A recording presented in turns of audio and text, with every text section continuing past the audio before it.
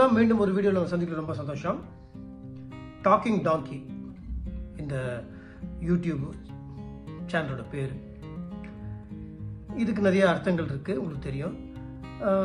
இந்த நான் ஏன் ஆரம்பித்தேன் அப்படின்னா, ஏதாவது இயேசுக்கு செய்யணும் அப்படின்ற ஒரு எண்ணம் தான் தவிர சம்பாதிக்கணுன்ற எண்ணம் கிடையாது. அதனால தான் மறுபடியும் சொல்கிறேன், இது ஒரு நான் மானிட்டைசிங் சேனல். இதில் 5 பைசா கூட எனக்கு வராது, வரவும் கூடாது, வரவும் வேண்டாம். இது நான் எடுத்த டிசிஷன், ஓகேவா?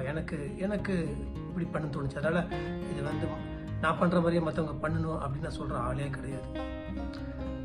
அண்ட் மோரோவர் ஏன் இதை நான் பண்ணுறேன் அப்படின்னா, நான் அடிக்கடி சொல்கிற மாதிரி, நான் இயேசு தெரியாத இருந்த காலகட்டத்தில் எனக்குள்ள இருந்த கேள்விகள், நான் எப்படி பிஹேவ் பண்ணேன், எனக்கு அப்போல்லாம் இயேசுவை பற்றியோ பைபிளை பற்றியோ சொன்னாங்கன்னா எப்படி கோபமாக அவங்ககிட்ட நான் ரியாக்ட் பண்ணுவேன், எத்தனை வாட்டி பைபிள் கிழிச்சு போட்டிருக்கேன், எத்தனை வாட்டி பைபிளை தூக்கி அடிச்சிருக்கேன், எத்தனை வாட்டி இயேசு பற்றி சொல்ல அவங்களை திட்டிருக்கேன். அதுக்கப்புறம் கொஞ்சம் காலங்கள் மாறினதுக்கப்புறம் நான் எப்படி இயேசுக்குள்ளே வந்தேன், எவ்வளோ விஷயங்கள் நான் புரிஞ்சுக்கிட்டேன். அதுக்கப்புறம் நான் எந்தெந்த பாதையில் போனேன், யார் என்னை கூட்டிகிட்டு போனாங்க. ஸோ இது ஒரு ஜேர்னி, ஓகேவா? இந்த ஜேர்னி எங்கே போய் முடிய போகுதுன்றது நம்மளுக்கு தெரியும். ஸோ நம்ம டக்குன்னு ஒரு கன்க்ளூஷனுக்கோ இதுதான் நான் சொல்கிறது தான் கரெக்டு, நான் பண்ணுறது தான் கரெக்டு அப்படின்னு என்னால் அதனால தான் பேச முடிய மாட்டேங்குது. ஏன்னா ஆரம்ப கட்டத்தில் நான் இயேசு பற்றி சொல்லும் போது இப்போ நிறைய பேர் ஏற்றுக்காமல் இருக்கிறாங்கல்ல, அதே மாதிரி நிறைய பேர் என்கிட்ட இயேசு பற்றி சொல்லும்போது நான் ஏற்றுக்காமல் காலகட்டம் இருந்தது. நான் அடிக்கடி ஹாஸ்பிட்டல்லாம் போகும்போது நானும் என் ஃப்ரெண்டு தான் போவேன். அப்போ சில பேர் இயேசு தெரியாதவங்க திட்டுவாங்க. இயேசு நீங்கள் என்னங்க வெளியே போன்னு சொல்லுவாங்க, ஹாஷா பேசுவாங்க. ஆக்சுவலாக நான் ரொம்ப ஷார்ட் டெம்பர்ட் பர்சன். நான் ஷூட்டிங் ஸ்பாட்லேயே எனக்கு நிறைய கெட்ட பேர்கள் இருக்கு. டக்குன்னு கோவப்பட்டுருவேன். ஆரம்ப காலத்தில் டக்குன்னு அடிச்சிருவேன், திட்டிடுவேன். சில நேரங்களில் யூனியன்லாம் என் பேரில் கம்ப்ளைண்ட்லாம் வந்திருக்கு இயேசு தெரிஞ்சதுக்கு முன்னாடி. அப்புறம் கொஞ்சமாக நான் மாற்றிக்கிட்டேன். நான் மாற்றிக்கிட்டேன்ற சொல்கிறத விட இயேசு நான் மாற்றிட்டா இருந்தால் நான் சொல்லுவேன். இப்போது நான் பர்ஃபெக்டா அப்படின்னா நான் பர்ஃபெக்ட் கிடையாது. வாக்கிங் டுவர்ட்ஸ் பர்ஃபெக்ஷன் தான் இயேசு கூட போகிற ஜேர்னி. ஆனால் இதே ஸ்ரீ ஷூட்டிங் ஸ்பாட்டில் வேறு மாதிரி இருக்கிறேன். ஆனால் ஹாஸ்பிட்டல் ஊழியம் வரும்போது நான் கொஞ்சம் வேறு மாதிரி தான் இருப்பேன். என்னை திட்டினாங்கன்னா கூட ஆரம்பத்தில் கொஞ்சம் கோவம் வந்துச்சு, அதுக்கப்புறம் சகிப்புத்தன்மை ஜாஸ்தியாச்சு. இயேசுக்காக திட்டுறாங்களே, பரவாயில்ல, இது நல்லது தான் அப்படின்னு. ஏன்னா நான் என் ஃப்ரெண்டுக்கிட்ட சொல்லுவேன், டே, ஒரு காலத்தில் இயேசுவை பற்றி நம்மக்கிட்ட சொல்லும்போது நம்ம திட்டினோம், இன்றைக்கி அவங்க திட்டுறாங்க, பரவாயில்ல, நம்ம இயேசுக்குள்ளே வரத்துக்கு ஒரு டைம் ஸ்பேன் ஆச்சு. ஸோ ஒவ்வொருத்துக்கும் ஒரு டைம் ஸ்பேன் ஆகும். சில பேர் டக்குன்னு ஏற்றுப்பாங்க, சில பேருக்கு டைம் ஆகும், சில பேருக்கு வருஷக்கணக்கில் ஆகும். ஸோ நம்ம எதுவுமே திணிக்க முடியாது. எதுவுமே அவங்க ஏற்றுக்கலையே, நம்ம சொன்ன உடனே ஏற்றுக்கலையே, அவங்க இப்படி பண்ணுறாங்களே அப்படின்னு நம்ம கோவப்படவும் முடியாது. நம்ம அவங்கள பார்த்து பரிதாபம் தான் பண்ணணும், அவ்வளோதான். இதெல்லாம் நான் ஏன் சொல்கிறேன்னா, இப்போ நிறைய பேர் இயேசுவை பற்றி ஏதாவது ஒருக்கா பண்ணணும் அப்படின்ட்டு ஒவ்வொரு ஃபீல்டில் நாங்கள் பார்க்குற ஐடி ஃபீல்டாக இருக்கட்டும், ஆக்டிங் ஃபீல்டாக இருக்கட்டும், எனி ஃபீல்டு, பாடி பில்டிங் ஃபீல்டாக இருக்கட்டும், எல்லாத்துலேயும் நிறைய பேர் நிறைய விஷயங்கள் இயேசுக்காக ஏதோ செய்யணும் அப்படின்னு வராங்க.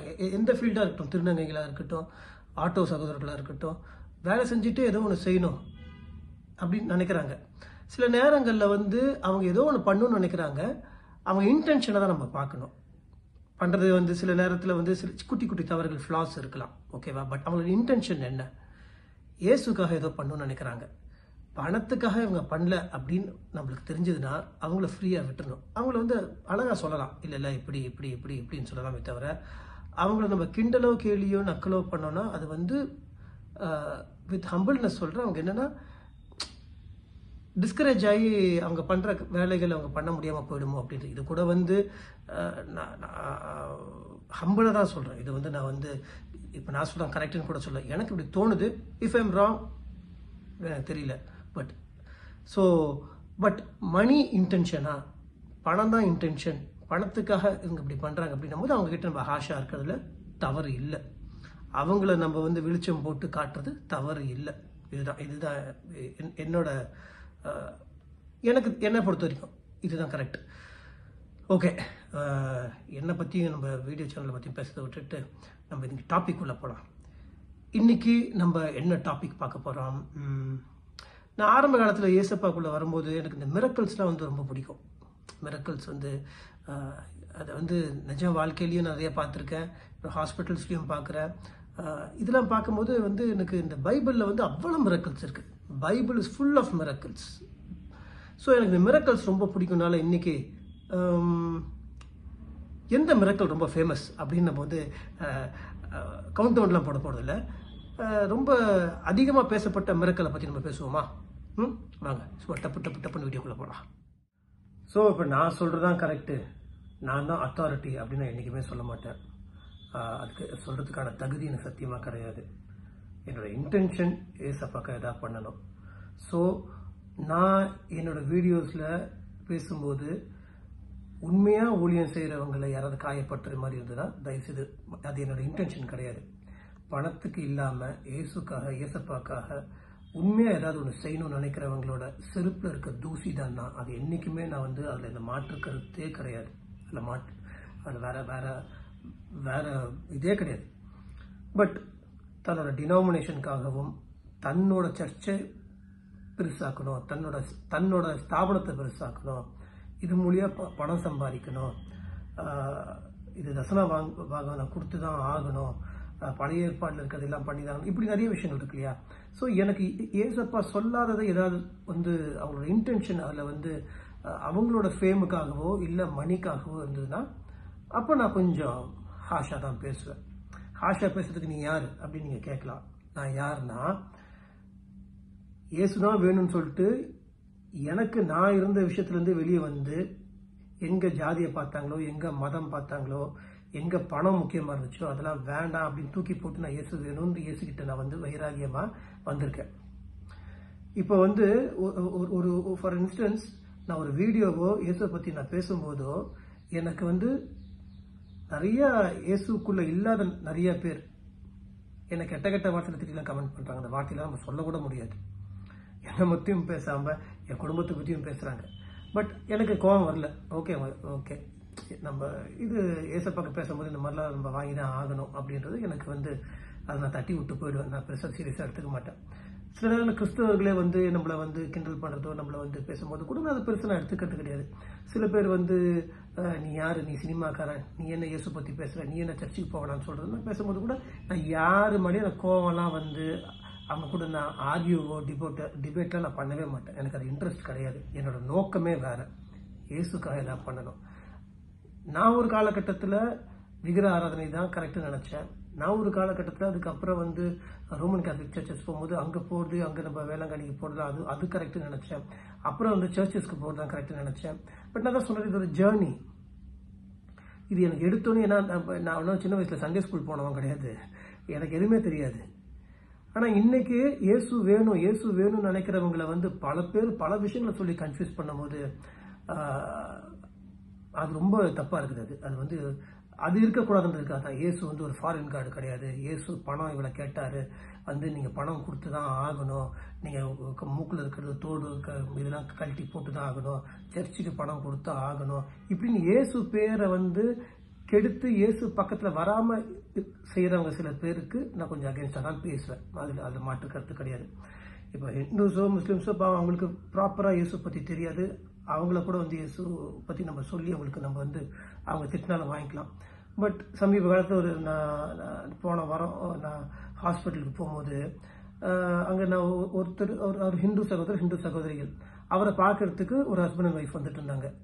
நான் போயிட்டு அவங்க பெட்டில் போய் அவங்களுக்கு ஏதோ த்ரோட்டில் கேன்சர் போட்டிருக்கு, அவருக்கு சூச்சஸ் போட்டிருக்காங்க, அவரால் பேச முடியல. நான் என்ன சொன்னேன், ஐயா அவர் குங்கும போட்டில் வச்சிருக்காரு, நான் ஜாதி பற்றி பேசுகிறேன், மதத்தை பற்றி பேசல, நான் வந்து உங்களுக்கு சர்ச்சுக்கு போக சொல்ல, உங்களுக்கு கிறிஸ்டியனாக கன்வெர்ட் ஆக சொல்ல, நான் சொல்கிறத மட்டும் நீங்கள் சொல்லுங்கன்னு இயேசுவை பற்றி சொல்லும் போது அவர் ரொம்ப அன்பாக கேட்டுக்கிட்டார்.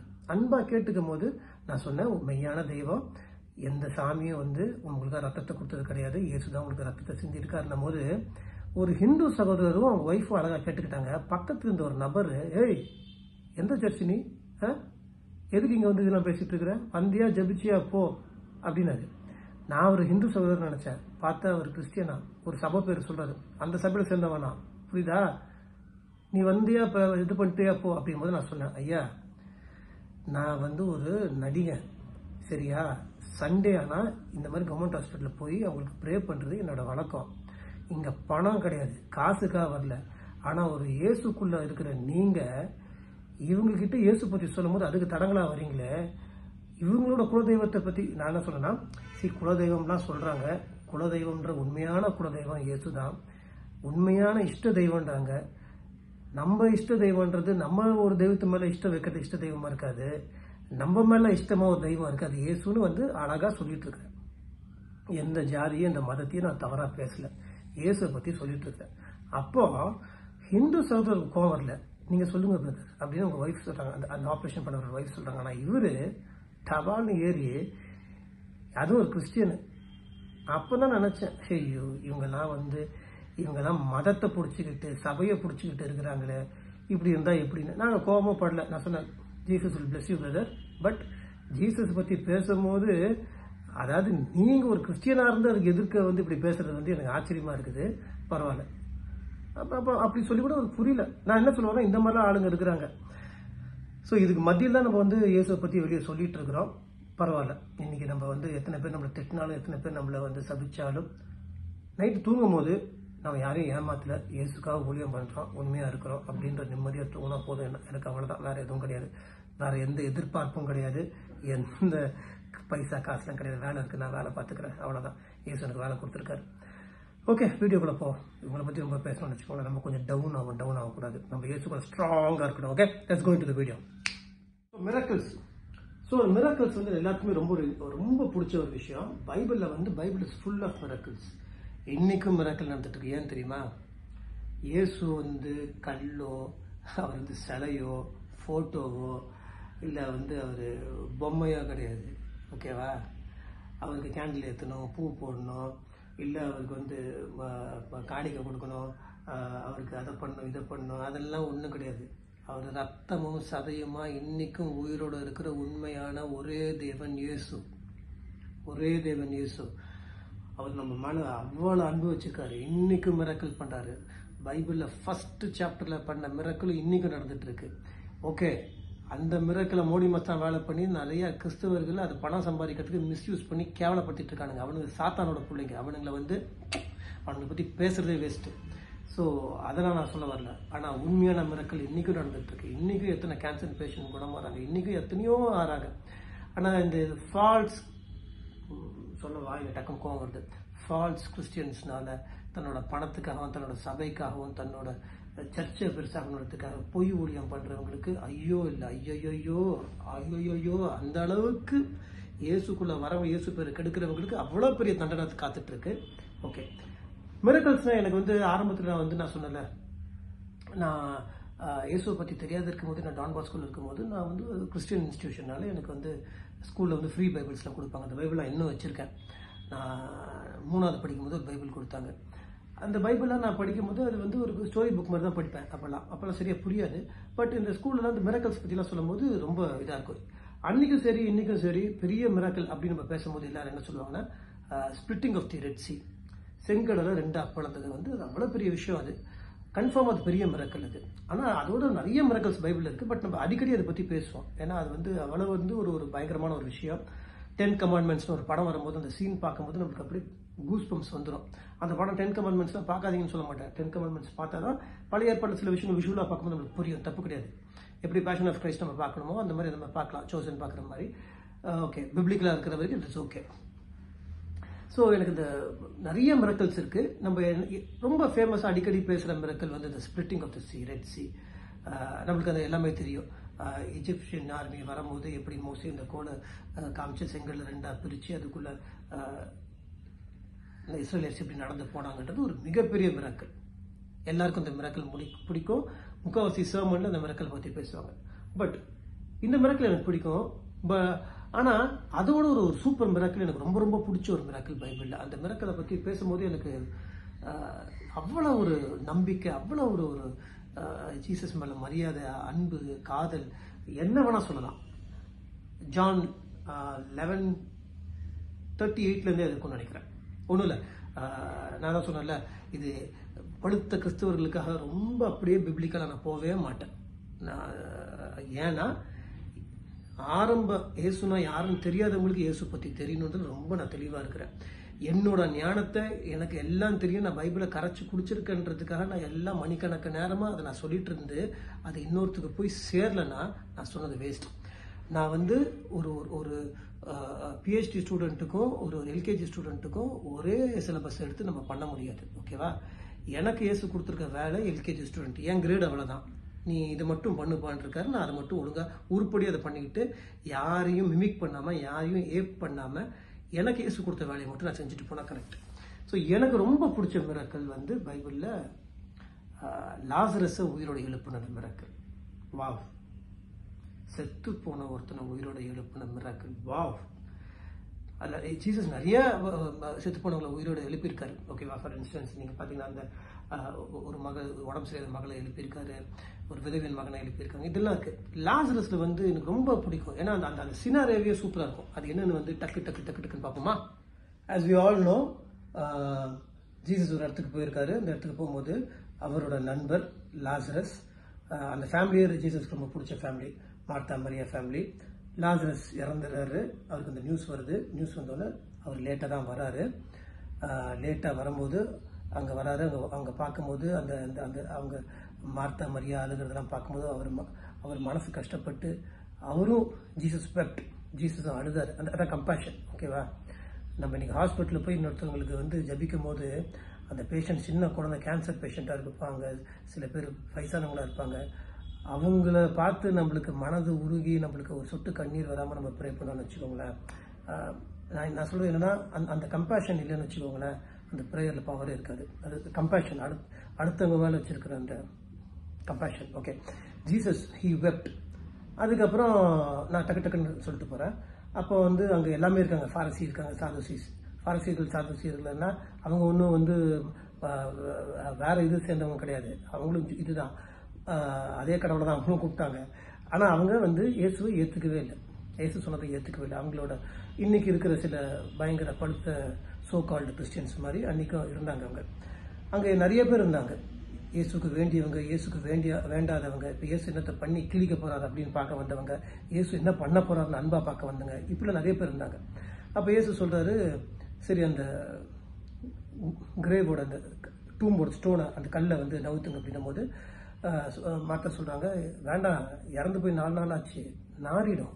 உண்மைதான், 4 நாளுக்கு அப்புறம் என்ன நாத்தம் அடிச்சு உள்ள டீகம்போஸ்ட் ஆயிடும். இன்னைக்கே நம்ம நிறைய பேர் பார்க்குறோம், சில பேர் இறந்து போயிட்டாங்கன்னா அந்த பாடி எம்பாம் பண்ணலன்னா, அந்த பாடி வந்து ஐஸ் ஃப்ரீசரில் வைக்கலன்னா அது அந்த எல்லாம் 4 நாள்லாம் கலர் மாறிடும், ஸ்மெல்லு வந்துடும். சாப்பிட்ற ஒரு பொருள், ஐயோ தேங்காய் சட்னி எடுத்து நீங்கள் வெளியே கிச்சனுக்கு வெளியே வச்சிங்க அப்படின்னால பார்த்தீங்கன்னாலே ஊசி போயிடும், நம்ம ஸ்மெல்லு தாங்காது. வெளியே இருந்து ரோட்டுக்கு ஓரத்துமா ஏதோ ஒரு எலியோ கிளியோ செத்து கிடந்தா உட்கார முடியாது. வண்டிக்குள்ளே ஏதோ எலி செத்துருச்சுன்னா அவ்வளோதான், ஒரு நேரத்தில் வண்டிக்குள்ளே உட்கார நாரிடும், குடலை பிரட்டிடும். ஆனால் 4 நாள் ஆச்சு, எந்த ஸ்டேஜில் இருக்கும்? டீகம்போஸ்ட், வீங்கி இருக்கும், சோழனாக இருக்கும், உடம்புலாம் வீங்கி நாரி விகாரமாக அசிங்கமாக இருக்கும். அப்போ இயேசு சொல்றாரு, அதெல்லாம் இல்லை, கிடையாது அப்படின்ட்டு அந்த ஸ்டோனை எடுக்கிறாங்க. ஸ்டோனை எடுத்தோன்னே அவர் வந்து லாசருவே வெளியே வாழ்றாரு. எல்லாம் பார்க்குறாங்க, இயேசுக்கு வேண்டியவங்களும் பார்க்குறாங்க, வேண்டாதவங்களும் பார்க்குறாங்க. அவ்வளோ கும்பல் இருக்கு.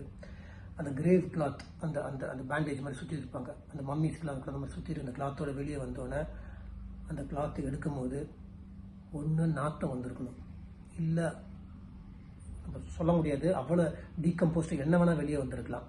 ஆனால் ஒன்றுமே இல்லை. அதை அன்ராப் பண்ணும் போது நாத்தம் இல்லை. ஃபுல்லாக அன்ராப் பண்ணி எடுக்கும்போது அந்த முகத்தில் எந்த விதமான வீங்கியோ அகோரமாவோ அசிங்கமாவோ இல்லை. இன்டர்னல் ஆர்கன்ஸோ எதுவுமே டீகம்போஸ் ஆகலை. ஃப்ரெஷ்ஷாக பிறந்த குழந்த மாதிரி லாசரஸ் வெளியே வராப்புல. எவ்வளோ பெரிய மிராக்கிள், எவ்வளோ பெரிய மிராக்கிள். இதை பார்த்து நாங்கள் இருக்கவங்க எல்லாம் ஆடி போயிட்டாங்க. எத்தனை பேர் சந்தோஷப்பட்டாங்களோ அதே மாதிரி நிறைய பேர் அதை பார்த்து காண்டாகி பயங்கர கடுப்பாயிட்டாங்க. என்னடா இது, இந்த மனுஷன் யாரா இது அப்படின்ற மாதிரி. எனக்கு இந்த மிராக்கிள் ரொம்ப ரொம்ப பிடிக்கும். ஒரு செத்த மனுஷனை உயிரோட 4 நாள் கழிச்சு எந்த விதமான ஒரு நாத்தமும் இல்லாமல், எந்த ஒரு அழுவி போன நிலைமை இல்லாமல் ஃப்ரெஷ்ஷாக ஒரு குழந்தை எடுக்கிற மாதிரி அந்த குழந்தைய வெளியே எடுத்த அந்த இயேசுக்கு, அதோட ஒரு பெரிய கடவுள், அவரோட பெரியவர் இந்த உலகத்தில் யாராவது இருக்க முடியுமா? இங்கே இருக்க முடியுமா? ஸோ எனக்கு ரொம்ப பிடிச்ச மிராக்கிள் அதுதான், லாசரஸை உயிரோட எழுப்புனது. இப்போ இதை எதுக்கு நம்ம கனெக்ட் பண்ண போகிறோம் தெரியுமா? சொல்கிறேன். நான் ஏற்கனவே சொன்ன மாதிரி இதெல்லாம் அந்த காலத்தில் நடந்ததுங்க. நீங்கள் அந்த காலத்தில் நடந்தது வந்து இது ஒன்றும் அந்த மாதிரி கட்டுக்கதை கிடையாது. இது ஜீசஸ் நேற்றும் இன்றும் என்றும் மாறாதவர். அவர் அன்னைக்கும் அப்படிதான், இன்னைக்கும் அப்படிதான், இனிமேலும் அப்படிதான். அவர் உயிரோடு இருக்கிற உண்மையான தேவன். ஓகேவா? உண்மையான தெய்வம் அவர். அவருக்கு வந்து அதே மிராக்கிள் இன்னைக்கு எத்தனை பேர் வாழ்க்கையில் நடந்துட்டு இருக்குது எனக்கு தெரியும். ஆஸ் ஐ டோல்ட் யூ, இதை மானிட்டைஸ் பண்ணுறதுக்காக, இதை வந்து பணம் பண்ணுறதுக்காக சில பரதேசி பசங்க இந்த மாதிரிலாம் வந்து ஏமாற்றி இயேசு பேரை சொல்லி பணம் சம்பாதிக்கிறானுங்க. உலகம் ஃபுல்லாக இந்த மாதிரி ஃப்ராடு கும்பல் இருக்குது. நம்ம ஊர்லேயும் இருக்குது, வெளிநாட்டிலையும் இருக்குது. இவனுங்களெல்லாம் விடுங்க. டக்குன்னு இந்த சில வார்த்தைகள் நம்ம கோவத்தில் வந்துடுது. ஓகேவா? அவனுங்களை விட்டுருங்க. ஆனால் உண்மையாக இயேசுக்காக அடிபட்டு உதப்பட்டு உயிரை விட்டு இன்றைக்கும் ஊழியம் செய்கிறவங்க அத்தனை பேர் இருக்கிறாங்க. பஸ் ஸ்டாண்டு வாசல்லையும், ரோட்லேயும், கவர்மெண்ட் ஹாஸ்பிட்டல்ஸ்லேயும், வெளியே வந்து கிராமத்துலேயும் இன்றைக்கும் எத்தனையோ பேர் அத்தனை ஆளுங்கிட்ட அடிபட்டு மதவாதிகள்கிட்ட கையில் செத்து உயிரை கொடுத்து எத்தனையோ பேர் இருக்கிறாங்க. ஸோ அவங்க செருப்பில் இருக்க தூசி தான் நான். ஓகேவா? ஸோ இது நான் என்ன சொல்கிறேன்னா, இயேசு நேற்றும் இன்றும் என்றும் மாறாதவர். அவர் ஹிந்து, கிறிஸ்டியன், முஸ்லீம்ன்ற வித்தியாசம்லாம் அவருக்கு கிடையாது. ஓகேவா? அவர் யாரையுமே வந்து ரெடிக்யூல் பண்ண மாட்டார். எப்படி லாசரஸ் செத்து போய் 4வது நாள் முடிஞ்சு போச்சு, சாப்டர் ஓவர், க்ளோஸ் அப்படின்ற மாதிரி இன்னைக்கு ஹிந்துவாக இருக்கலாம், முஸ்லீமாக இருக்கலாம், கிறிஸ்டியனாக இருக்கலாம், ஏத்திஸ்டாக இருக்கலாம், கடவுள் நம்பிக்கை இல்லாத நாத்திகனாக இருக்கலாம், எல்லாம் முடிஞ்சு போச்சு. ஒரு பாயிண்ட்டுக்கு மேலே இருக்கிற பணம் காப்பாற்றாது, சயின்ஸ் காப்பாற்றாது, டாக்டர் காப்பாற்ற முடியாது, மருந்து காப்பாற்ற முடியாதுன்னு ஒரு நிலைமை ஒன்று வரும். எல்லா மனுஷனுக்கு வரும். அப்போதான் அவங்களுக்கு டங்குன்னு தலையில் தட்டின மாதிரி சில விஷயங்கள் தெரியும். அந்த நேரத்தில் எல்லாரும் கைவிட்டாலும் இயேசு மட்டும்தான் நம்மளை கைவிடாமல் இருக்கிற ஒரே உண்மையான தெய்வம். நம்ம யாராக இருந்தாலும் சரி, இயேசு கிட்ட போகும்போது நம்மளோட பழைய பாவங்கள் நாரி போன, அழுவி போன, ஒவ்வொருத்தருக்கும் ஒரு பர்சனல் லைஃப்பில் நம்ம என்னென்ன பண்ணியிருக்கோம் நம்மளுக்கு தான் தெரியும். எவ்வளோ பாவங்கள், எவ்வளோ அசுத்தங்கள், எவ்வளோ அசிங்கங்கள், எவ்வளோ கேவலமான விஷயங்கள், அதெல்லாம் வெளியே அவர் வந்து படம் போட்டு காட்ட மாட்டார். குறும்படம் போட்டு காட்டுறதுக்கு அவர் ஒன்றும் பிக் பாஸ் கிடையாது. சரியா? அவர் உங்களுக்கு ஒரு ரட்சிப்பை கொடுத்துட்டாரு, உங்களுக்குள்ளே வந்துட்டாருன்னா உங்களை கிளென்ஸ் பண்ணிடுவார், உங்களை சுத்தமாக்கிடுவார். அதுக்காக தான் கஷ்டப்பட்டு ரத்தத்தை சிந்திருக்கிறாரு. அந்த லாசரஸோட அந்த பேண்டேஜ், அந்த துணியை ரேப் எடுக்கும்போது எப்படி நாத்தம் வரலையோ அதே மாதிரி உங்களோட பழைய பாவம், நாத்தம், கீத்தம் வீங்கி போய், உடம்பு வீங்கி போய், we are at times we are swollen with pride. ப்ரைடுனாலையும் நம்ம செல்ஃப் ரைச்சஸ்னஸ்னாலையும் நான் பெரிய ஆள், என்கிட்ட பணம் இருக்குது, நான் பெரிய கிறிஸ்துவன், நான் பெரியவன், நான் பெரிய பணக்காரன், நான் பெரிய லொசுக்கு, இப்படின்னு ப்ரைடில், பஃப்ட் வித் ப்ரைடு அப்படியே வீங்கி வெடிச்சிருவோம். திமிர்லையும் தற்பெருமையிலையும் இந்த ப்ரைடு இது எல்லாமே போயிடும். தாழ்மையாயிடுவோம். யார் திட்டினாலும் அப்படியே பிரதர், ஓகே, தேங்க்யூ, நன்றி, ஓகே, அப்படியே துப்பிட்டீங்களா, ஓகே, இன்னும் அவ்வளோதானா, ஒன்று துப்பிங்க, இந்த பக்கம் துப்பிக்கோங்க. இந்த நிலைமைக்கு நம்ம வந்துடுவோம். நான் இது வந்து விளையாட்டுக்கு சொல்லலை, இதெல்லாம் இன்னைக்கு நானே எக்ஸ்பீரியன்ஸ் பண்ண ஆரம்பிச்சிட்டேன். ஓகேவா? அதனால் யார் கிண்டல் பண்ணாலும், யார் நம்மளை குறை சொன்னாலும், யார் நம்மளை எது சொன்னாலும் நம்ம பெருசாக ரியாக்ட் பண்ண மாட்டோம். நம்ம மாறிடுவோம். நம்ம புது வாழ்க்கை வந்துடும்.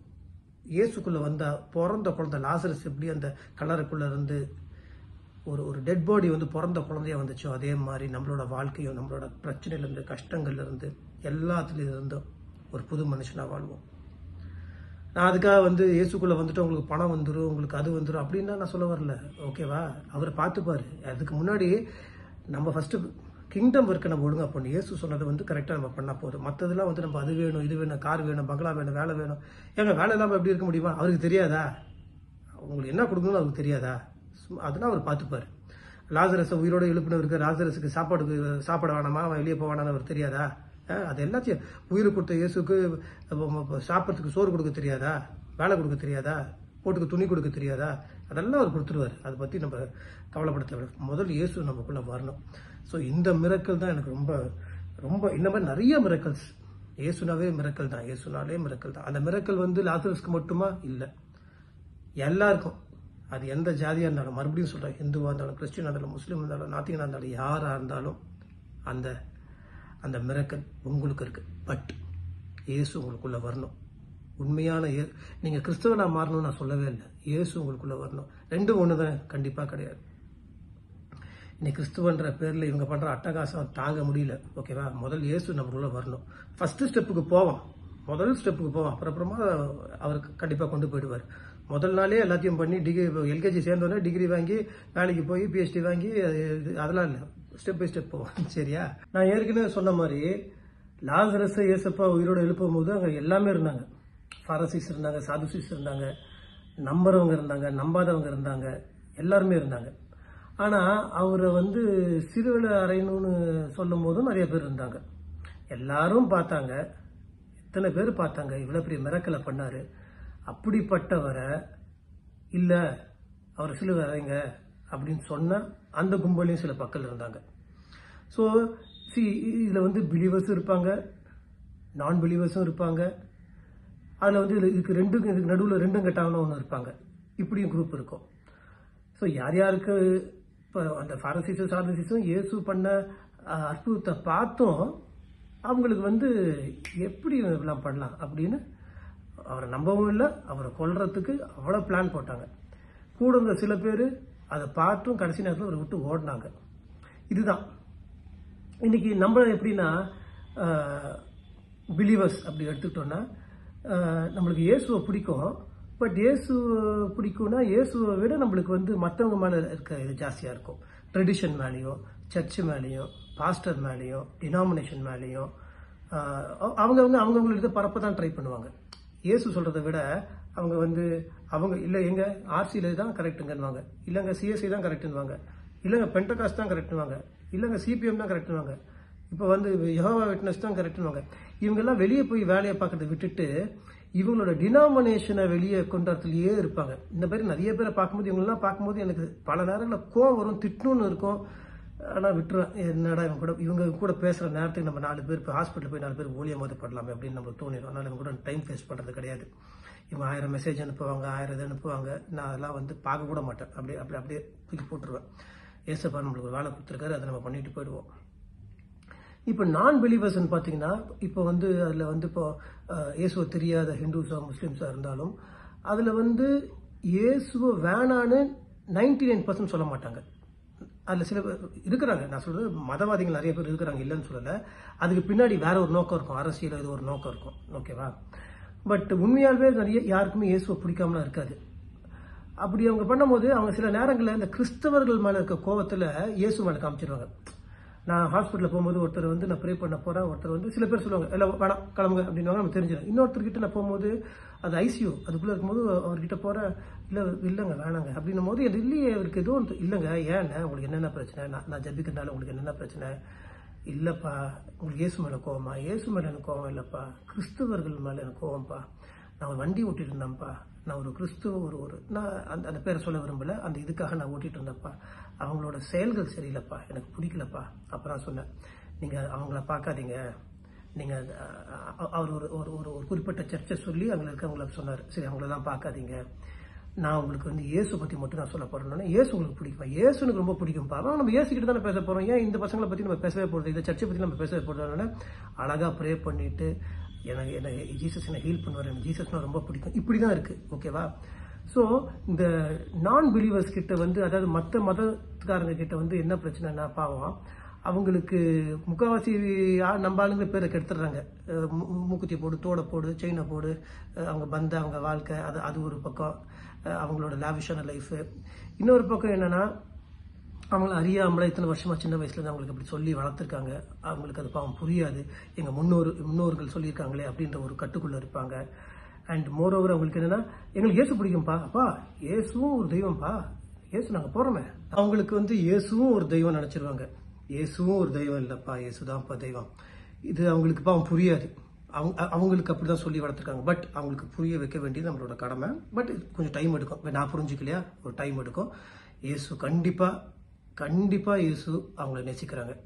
நீங்க ஹிந்துவா இருந்தாலும், கிறிஸ்டியனா இருந்தாலும், முஸ்லீமா இருந்தாலும், யாரா இருந்தாலும் உங்களுக்காக லாசரஸ் எப்படி உயிரோடு எழுப்பினார் அதே மாதிரி உங்க மேல உண்மையான அன்போட உங்களுக்காக ரத்தத்தை சிந்தின இயேசு உங்களுக்கு உங்க வாழ்க்கையில மிரக்கலை பண்ணுவார், உங்களையும் மாற்றுவார். அவர் உங்களை மதத்துக்குள்ள கொண்டு வரல, அவரோட உங்க மனசுக்குள்ள இயேசு வந்தார்னா போதும், அவ்வளவுதான். வேற எதுவுமே நம்ம சொல்ல வரல. ஸோ இன்னைக்கு நம்ம இயேசு ஹிந்து, கிறிஸ்டியன், முஸ்லீம் பார்க்காம 2 கையை நீட்டி மகனே மகளே வான் வெயிட் பண்ணிட்டு இருக்காரு. அவருக்கு நீங்க முக்கியமா 5 பைசா கொடுக்க தேவையில்லை. இந்த சர்ச்சு பேர்லையோ இந்த பாஸ்டருங்க பேர்லையோ யாரு காசு கேட்டாலும் அது இயேசு கேட்டது கிடையாது.